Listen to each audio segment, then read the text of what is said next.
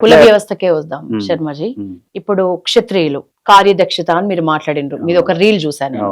బ్రాహ్మణుడు మేధో సంపత్తి అని మాట్లాడినారు, వైశ్యులు తెలివి అని మాట్లాడినారు, శూద్రులు బలం శ్రామిక శక్తి అని మాట్లాడినారు. అంటే నిజానికి శ్రామిక శక్తి ఎవరైతే శూద్రులు ఉన్నారో వాళ్ళు నిరంతరం తరతరాలుగా నిజానికి తక్కువగా చూడబడుతున్నారు అని నేనంట. మీరేమంటారు? తక్కువగా చూడబడుతున్నారు అనే దానికి రెండు మనం తీసుకోవాలి. ఒకటి, ఎవరు తక్కువగా చూశారు వాళ్ళని, ఎవరు తక్కువ చూశారు అంటే అగ్రవర్ణాలు. ఖచ్చితంగా అగ్రవర్ణాలు తక్కువ చూసారంటే అగ్రవర్ణాల్లో ఉండే అందరూ తక్కువ చూసారా, కొందరు తక్కువ చూసారా? కొంతమంది చూస్తారు. ఇప్పుడు ఏ కులం అయితే మమ్మల్ని తక్కువ చేశారు, వీళ్ళందరూ ఇట్లాంటి వాళ్ళని కొన్ని వీడియోస్ తిడుతూ ఉంటారు అగ్రవర్ణాలు వాళ్ళే. వాళ్ళని మనం ఒక ప్రశ్న వేద్దాం, ఏ కులం అయితే మమ్మల్ని ఇట్లా ఒక సమాజం మొత్తాన్ని వాళ్ళు తిడుతున్నారు కదా, ఏ కులం అయినా సరే ప్రాపర్ గా ఆ కులంలో ఉండే వాళ్ళందరూ మంచోళ్ళు ఉంటారా?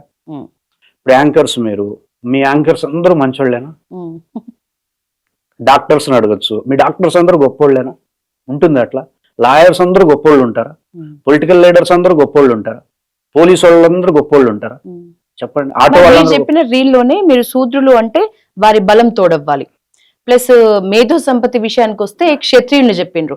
క్షత్రియుల్లో మూర్ఖులు లేరా? శూద్రుల్లో మేధో సంపత్తి ఉన్న వాళ్ళు లేరా? అదే ఇప్పుడు పుట్టుకతో వీడు బ్రాహ్మణుడు, పుట్టుకతో వీడు శూద్రుడు అని వేదం కూడా చెప్పాలి మనకి. పురుష సూక్తంలో బ్రాహ్మణస్య ముఖమాసీత్ బాహు రాజన్య కృత ఊరు తదస్య యద్వైశ్య పద్భ్యాం శూద్రో అజాయత అని చెప్పి బ్రాహ్మణుడు ముఖం నుండి, రాజులు భుజాల నుండి, వీళ్ళు వయస్సులు ఎవరైతే ఉన్నారో వాళ్ళు ఊరువుల నుండి, శూద్రులు ఎవరైతే ఉన్నారో వాళ్ళు పాదాల నుండి వచ్చారు. అలాగని చెప్పి అజ్యేష్టాసౌ అకనిష్టాస ఏతాసం భ్రాతరో వావురుదో సౌభగాయ అని చెప్పి తర్వాత వెంటనే ఒక శ్లోకం ఉంటుంది వేదంలోనే. వీళ్ళెవరు ఎక్కువ కాదు, అజ్యేష్టాసో అకనిష్టాసో, ఒకటి ఎక్కువ కూడా తక్కువ కాదు, వాళ్ళందరూ తమ్ముళ్ళలాగా అన్నదమ్ముల్లాగా.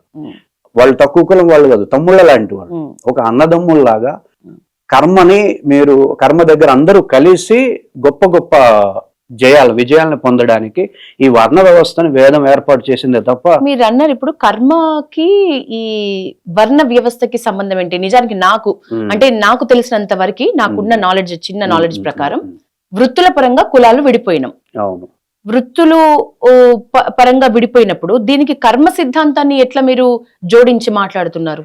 వృత్తుల పరంగా విడిపోయింది లేటెస్ట్ అప్డేట్, లేటెస్ట్ కుమ్మరి వాళ్ళని, వడ్రంగి వాళ్ళని, అలా వాళ్ళ వృత్తుల పేరు చెప్పి వాళ్ళని కులాలుగా అంటున్నాం. అవి కాదు కులాలంటే. కులాలంటే 4 కులాలు: బ్రాహ్మణుడు, చతుర్వర్ణ వ్యవస్థ, వీటిని కులాలంట.